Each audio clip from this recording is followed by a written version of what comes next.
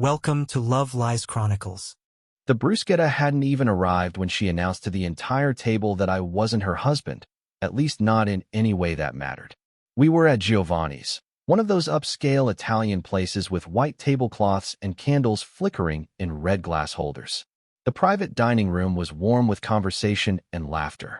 Travis had just been promoted to VP, and his wife had organized this celebration dinner. 8 couples, all friends from college or work, enjoying bottles of Chianti and sharing stories about the old days. I should have seen it coming. Her phone had been buzzing all through the appetizers, lighting up the table every few minutes. She'd been texting, half engaged in the conversations flowing around us, smiling at something on her screen that clearly wasn't related to Travis's promotion story. I leaned over quietly. "Everything okay? You seem distracted." She bristled immediately. "I'm fine. Why are you monitoring me?" I let it go. Returned to the conversation about the upcoming football season. Took a sip of my wine. Tried to enjoy the evening despite the familiar tension that had become our normal. Her phone buzzed again. She laughed at something, typed quickly, her thumbs flying across the screen. Travis's wife smiled at us from across the table. "So, your anniversary's coming up, right? Any special plans?" I started to answer. "We haven't really talked about it yet, but I was thinking maybe that bed and breakfast in." "I might not be around that weekend actually," she interrupted. I turned to her, confused but not angry. Just surprised. "Oh, first I'm hearing about it. What's going on that weekend?" The table went quiet. Forks paused midair. Conversations died mid-sentence. She set down her phone with exaggerated patience. "See, this is exactly what I'm talking about." Her voice was loud enough for everyone to hear. Intentionally loud. I tried to de-escalate. "I don't need to approve anything. I just thought we usually talked about plans for our anniversary." "You're not my husband," she cut me off. "Not in the way you think you are. I'll do what I want, when I want, with whoever I want. You don't get a say in my life." Complete silence. Someone's wine glass tipped slightly, red wine spreading across the white tablecloth like blood in snow. Every single person at that table was staring at us. At me, specifically, waiting to see how I'd react to being publicly neutered by my own wife. I felt remarkably calm, like something had clicked into place after months of being slightly misaligned. I set down my fork with precision, took a sip of water, and smiled. Not a forced, uncomfortable smile, but a genuine expression of clarity. "You're absolutely right," I said quietly. "You should do exactly what you want." She looked confused. This wasn't the script. I was supposed to get defensive or apologize. I stood up, pulled out my wallet, and placed $200 bills on the table. "This should cover my portion and the tip." I turned to Travis. "Congrats again on the promotion. You earned it, man." Then I looked at my wife one more time. "Enjoy your evening. Take all the time you need to think about what you really want." I walked out of Giovanni's while the table sat in stunned silence. The drive home was the quietest my head had been in 8 months. When I got home, I didn't turn on many lights. Just went to my study, the room with my grandfather's old oak desk, where I'd been trying to make sense of things for months. I pulled out the file folder I'd been keeping. Not because I'd planned this moment, but because I'd been trying to understand the pattern. I laid everything out chronologically. Printed text messages, dates, incidents. January, "Stop being so needy," when I asked about Valentine's Day plans. March, overhead her telling her sister on speaker that marriage is just paperwork anyway. May, she came home at 3 in the morning, said, "I don't have a curfew," when I asked if she was okay. July, "You don't own me," when I asked who she was texting at midnight. Tonight, public declaration that I'm not really her husband. I'd been treating her disrespect like a bug in the system, something to debug with better communication. But it wasn't a bug. It was the program running exactly as designed. I opened my laptop and searched for divorce attorneys. Found Rebecca Winters, excellent reviews, specialization in high-conflict cases, online booking available. I scheduled a consultation for Monday at 9. Then I searched for 24-hour locksmith services. Found one with good ratings. Saved the number. I pulled up the property records confirming what I already knew. The house was solely in my name, inherited from my grandparents before we married. I checked state law on marital property division. Community property state, but short marriage with clearly separate assets. I created a new document, timeline of marital breakdown. Every incident, every date, every witness who might corroborate the pattern. She wanted me to fight her, to get angry, controlling, prove her narrative right. But I wasn't interested in proving anything. I was just done being disrespected in my own life. Around 2 in the morning, I heard her car in the driveway. She came in loudly, shoes clicking hard on the hardwood, clearly tipsy from wine and righteous indignation. "Are you seriously asleep?" she called out. "We need to talk about your little performance tonight." I was awake, reading in bed. "Tomorrow. We'll talk tomorrow." "No, we'll talk now. You embarrass me in front of everyone." I looked at her calmly. "Did I? I thought I agreed with you." "You know what I meant. You're being childish." "I'm being clear. Go to sleep. We'll talk tomorrow." She stormed off to the guest room, where she'd been sleeping for the past month anyway. For the first time in 8 months, I slept through the night. No anxiety dreams about arguments. No waking up at 3 planning how to smooth over yesterday's tension. Just deep, restful sleep. Saturday morning, I was up early. Made coffee, scrambled eggs, toast with butter. She emerged around 9, hungover, defensive body language, avoiding eye contact. She poured coffee and stood at the counter in silence. "Look," she finally said, "maybe I was a little harsh last night." I continued eating. "You said what you meant." I was frustrated. "You've been so clingy lately." Clingy. Interesting word for wanting to know if my wife will be around for our anniversary. "See, this is what I mean. You're being passive-aggressive." I set down my fork. "I'm being clear. You said you're not my wife. Not in any meaningful way. You said you'll do what you want." "I agree. You should." "So what? You're going to pout all weekend." "I'm not pouting. I'm supporting your independence." She mentioned again that she was going away for the weekend. "Melissa and the girls rented a beach house. I need space to think." "Take all the space you need," I said. "Really think about what you want." She looked confused by my calm. "You're not going to ask where I'm going? Who's going?" "You made it clear last night that's not my business." "Oh my God, you're being such a baby about this." "Have a good weekend. Drive safe." She left around 10 with her designer luggage, still baffled by my lack of reaction. The moment her car turned the corner, I was on the phone. "Can you be here in an hour?" I asked the locksmith. "For you, boss? We'll be there in 40 minutes. While I waited, I texted Travis. "You free for a beer later? Need to talk." His response came immediately. "Say no more. My place, 6 p.m. You good?" Getting there, Dorothy Brennan emerged from across the street, watering her flower boxes. She waved and walked over, her expression concerned. "Everything all right? Heard about you two leaving early from the party." "We left separately, actually." I took a breath. "Dorothy, I need to tell you something." I explained what had happened at the restaurant. Her exact words. The public humiliation. Dorothy wasn't surprised. "Honey, I've seen her coming and going at all hours for months now. Seen how she talks to you in the driveway. I was wondering when you'd finally had enough. She's going to come back Sunday night and be upset about some changes. Want me to set her straight if she asks? Just tell her the truth about what she said. That's all anyone needs to know." The locksmith arrived right on time. He took one look at my face and the wedding ring I'd just slipped off and set on the porch railing. "Brother," he said, pulling out his toolbox, "I've done this job 200 times. You're making the right call." As he drilled out the old locks, I stood in my driveway holding new keys she'd never touched. The house had never really felt like ours anyway. She'd made sure I knew she was just staying there temporarily until she figured out what she really wanted. Well, now she'd have all the time in the world to figure it out. I drove to Home Depot and bought 25 heavy-duty banker boxes, 3 rolls of packing tape, bubble wrap, markers, and a blue weatherproof tarp. The 5-day forecast showed clear skies. Back home, I started with the master bedroom. Her side of the closet was packed with designer clothes, many still with tags attached. Shoes in their original boxes, arranged by color and season. I folded everything carefully, used tissue paper between layers, treated each item with more respect than she'd shown our marriage. Her jewelry went into a padded case. Nothing missing, nothing damaged. Even her $400 face cream got wrapped individually. In the bathroom, I packed her hair tools, products, medications. Everything organized, nothing petty.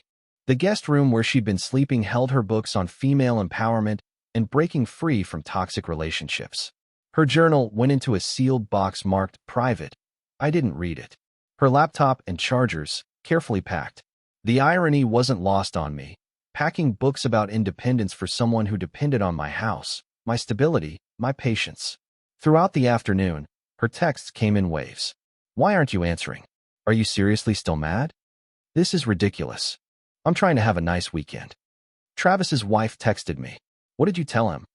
Answer your phone. I responded once. Busy today. Enjoy your weekend. At 6, Travis showed up with a six-pack of Modelo. He walked in, saw the boxes stacked everywhere, and stopped dead. Holy shit, man. You're really doing this? She told a restaurant full of people I'm not her husband. I'm taking her at her word. We sat on the back deck. The evening was cool, peaceful. My wife is furious at her, Travis said. Said she's been waiting for someone to call her out for months. I should have done it sooner. You know she's going to say you overreacted. Let her. Everyone at that table heard what she said. After Travis left, I spread the tarp across the front lawn and arranged the boxes in neat rows. Labels facing out, organized by category. It looked like a very organized estate sale. Everything she owned, carefully preserved, waiting for her to take it into her new, independent life. The dog walker slowed down, double-took. The couple 3 houses down stopped to stare. Dorothy gave me a thumbs up from her window. I ordered Domino's pizza and ate on the back deck, alone in the quiet. No waiting for her mood. No calculating safe conversation topics. No wondering what version of her would walk through the door. Just peace, pepperoni, and the sound of crickets. Sunday morning, I woke naturally. No alarm. Made a full breakfast with eggs, bacon, and hash browns. Had coffee on the deck and read the news without interruption. I spent the day preparing documentation for the attorney. Created a detailed timeline with screenshots organized by date. Listed witnesses from the dinner party with contact information. Gathered financial documents showing separate property, bank statements showing my sole income supporting the household, credit card bills I'd been paying for her discretionary spending. The pattern became undeniable when laid out in black and white. 8 months of progressive dismissal. 8 months of her telling me, in increasingly direct language, that she didn't want to be married. I looked up her social media posts from the weekend. Beach photos. Living my best life. Freedom feels good. Comments from her single friends. You deserve this. Finally, she'd changed her relationship status from married to it's complicated. She'd already left the marriage on social media. I was just making it official everywhere else. Around 6:45, I positioned myself on the front porch. Beer in hand, phone on silent, waiting like a man watching a storm approach across the lake. At 6:55, her Honda Accord rounded the corner. The car slowed from 30 to 15 to 5 to a complete stop as she processed the scene. Through the windshield, I watched her face cycle through confusion, shock, and anger. She sat there for 2 full minutes, engine running, staring at the neat arrangement of boxes covering our front lawn. Then the car door slammed. She stormed toward the house. What the fuck is this? Why is all my stuff on the lawn? I took a sip of beer. Your stuff is where it belongs. You're single now. She jabbed her key at the lock, jabbed again, her face reddening. My key isn't working. Did you change the locks? Why would you need a key? You don't live here. This is my house too. This is my house. Inherited from my grandparents before we married. You moved into my house. Now you're moving out. Dorothy appeared from across the street with her dog, timing perfect, as always. Evening, folks. Everything all right? Dorothy, he's locked me out of my own house. Dorothy smiled sympathetically. Oh, honey, I thought you said you weren't really married to him? What? Who told you that? You did. At that dinner party Friday night. He told me what you said in front of all those people. That's not. I didn't mean it like that. Seemed pretty clear to me, dear. You told him he wasn't your husband and you'd do what you want. Looks like he's doing what he wants now. My wife spun back toward me, her face cycling through emotions too fast to track. She pulled out her phone, called someone. I could hear fragments. Mom, he's lost his mind. No, I'm locked out. He packed all my stuff. She hung up and turned on me with pure fury. You can't just kick me out. This is illegal. I pulled folded papers from my pocket. Actually, I can.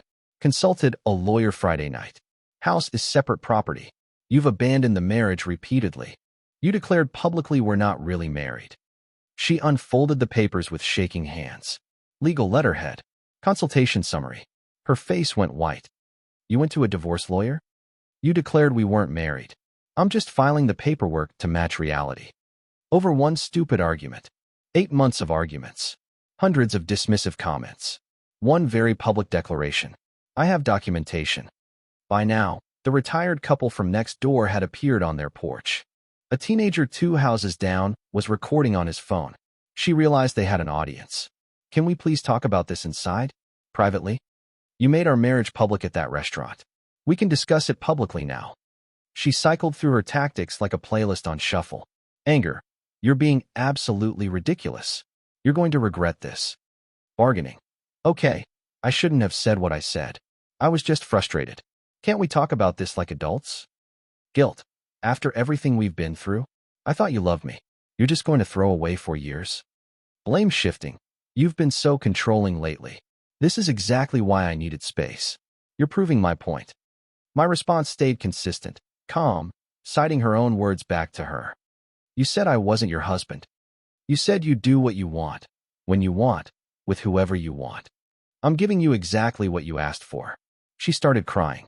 Real tears this time, not the manipulative kind. Please, I don't even have anywhere to go. Same place you were going Friday through Sunday. That was just a beach trip, and this is just you living your truth. You wanted freedom. Here it is. Dorothy spoke up helpfully. There's a La Quinta in about 3 miles down the highway, dear. Very reasonable rates. So that's it, she asked desperately. We're just done. We've been done for months. You made that clear. I'm just the last one to accept it. What am I supposed to do with all this stuff? Whatever you want. You're an independent woman. Figure it out. You're going to hear from my lawyer. Have them call Rebecca Winters at Winters & Associates. She's expecting it. She stood in the driveway shaking, looking at the boxes, then at me, then back at the boxes. Finally, she pulled out her phone and called someone for help. Started loading boxes into her car, crying, making 3 trips until her vehicle was packed full. She'd have to come back for the rest. Her taillights disappeared around the corner around 8:45. Dorothy walked over after she left. You handled that perfectly. Calm, clear, no yelling. Thanks for backing me up. Honey, I just told the truth. She did say those things. Actions have consequences. I watched the empty street for a long moment. She'd rounded that corner hundreds of times coming home. Except this wasn't her home anymore. It never really was. Monday morning, I sat in Rebecca Winters' office on the 3rd floor of a professional building downtown. Her office had degrees from good schools and family photos. She radiated competence. Tell me what happened, from the beginning. I provided the timeline, screenshots, witness list, property documentation, her social media posts, credit card statements. She read through everything, occasionally nodding or raising her eyebrows. This is one of the most documented cases I've seen, she said finally. She's created a perfect record of marital abandonment. The public declaration in front of witnesses is crucial. Her social media posts support constructive abandonment. Separate property makes this clean. She asked questions. Children? No. Joint debts? No. Violence? None. Infidelity? Suspected but no proof. Want to reconcile? Absolutely not. She's going to be angry. Probably threaten things. Don't engage. All communication goes through my office. Don't badmouth her publicly. We have the high ground. The retainer was $3,500. I wrote the check without hesitation. You're doing the right thing, she said as we shook hands. Marriage requires mutual respect. You gave her multiple chances to course correct. She chose her path. You're just honoring that choice. Walking out of that office, I felt lighter than I had in a year. Not happy exactly, but free. The week passed in blessed quiet. Work productivity up. Sleep solid. Phone stayed silent. She was blocked. Mutual friends messaged asking what happened. I responded with simple facts. She told a restaurant full of people I'm not her husband and she'll do what she wants. I agreed with her. Simple. Factual. Let them draw their own conclusions. Wednesday, Dorothy waved from across the street. Her friend had come by to load more boxes. The lawn was clear. Thursday, I got a group text from dinner party friends. Having a barbecue Saturday, you should come. Notably, she wasn't included in the thread. I'll bring beer. Thanks. Travis responded, good man. Proud of you. Friday at 2, my attorney texted, served at her work. I felt nothing except relief. It was done. Moving forward. Saturday's barbecue was warm and welcoming. I arrived with two 12-packs of Sam Adams. Several people approached privately. We all felt terrible for you at the restaurant. She's been calling everyone. It's not working. Someone eventually brought it up openly. So, are you doing okay? Better than I've been in months, actually. Travis offered. Want to tell them, or should I? I gave the factual account. Pattern over 8 months. Progressive disrespect. Public declaration. Her surprise that I took her seriously. The group's reaction was validating. I've been telling my husband about this, one woman said. It's like a case study in accountability. She called me crying, another friend admitted. But when I asked what you did wrong, she couldn't articulate it beyond he overreacted.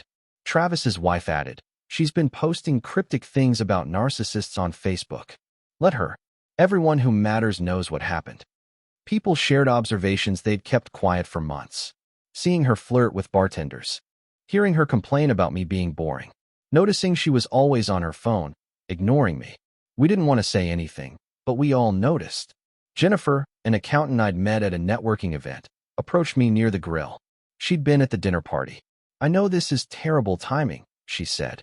But when you're ready to date again, I'd love to get coffee. I was surprised but flattered. I appreciate that. Let me get through the legal stuff first. Completely understand. I just wanted you to know, watching how you handled that with dignity was impressive. 2 weeks later, she ambushed me in my work parking lot. I was leaving at 5:30, heading to my truck, when I saw her waiting. She'd lost weight. Looked tired. Different hair. We need to talk. Please. Anything to discuss goes through my attorney. Can't we just talk as two people who loved each other? Two people who loved each other don't publicly humiliate each other. I know what I said was wrong. I was angry. I didn't mean it. You've been saying versions of it for 8 months. You meant it. She tried a new tactic. I've been going to therapy. The therapist says I was self-sabotaging. I was scared of being vulnerable. I pushed you away because I was afraid you'd leave. So you left first. And I let you. Then it slipped out. Do you know how hard it is to find an apartment on short notice? I'm staying with Melissa on her couch. My credit isn't good enough for the places I want. There it was. Not missing me. Missing stability. You should have thought about that before announcing we weren't married. She cycled through everything. Tears. Anger. Bargaining. Guilt. I responded with specifics, dates, her own words documented over 8 months. That's not one mistake. That's a pattern. That's who you are. So there's nothing I can do? No way to fix this? You can't unfry an egg. You can't unsay 8 months of contempt. But I love you. You love stability. You love having someone to blame. You don't love me. Because love doesn't look like what you showed me. Love is respect, partnership, consideration. You showed me none of that. Campus security pulled up. I called them when I spotted her. Everything okay here, sir? Ms. Harmon was just leaving. She's not supposed to contact me directly. Are you serious right now? She shouted. Ma'am, you need to leave the property. She left, furious, shouting that I'd regret this. Driving home, I realized she still didn't get it. She thought this was about punishment, revenge, cruelty. She couldn't comprehend that this was simply about self-respect. About refusing to be with someone who fundamentally didn't respect me. 6 weeks after filing, we stood in the courthouse. Her attorney had tried to contest, demanded spousal support, claimed emotional distress, wanted half the house value. The judge reviewed our documentation. Text messages entered into record, witness statements, social media posts. Ma'am, the judge said, you repeatedly stated you didn't consider yourself bound by marriage. The court will honor that perspective. No spousal support. No claim to the house. She kept her car, which I'd paid off. Each kept our own retirement accounts. Split modest joint savings 50-50, $3,000 total. In the courthouse hallway afterward, she tried one last time. You're really going to let it end like this? You ended it at that restaurant. This is just paperwork. I hope you're happy. I'm getting there. I hope you find what you're looking for. What's that supposed to mean? You wanted freedom from marriage. You have it. Use it well. Papers signed. Divorce granted. Effective immediately. Walking out into the sunshine, my attorney said, congratulations. You're free. The total cost, legal fees $4,200, locksmith $380, moving supplies $150, new bedding $200. Total cost of self-respect, $4,930. Best money I ever spent. 6 months later, Life had transformed completely. I repainted the living room in colors I actually liked. Bought comfortable furniture that matched my style instead of hers. Renovated the back deck with a new grill. Started a garden. The house finally felt like my space. Socially, I joined a recreational softball league. Regular barbecues with friends. Thursday night poker. Weekend hikes. I was dating Jennifer casually. No rush, just enjoying each other's company. At work, I'd been promoted to senior position. My boss mentioned my improved focus. I was leading a major project.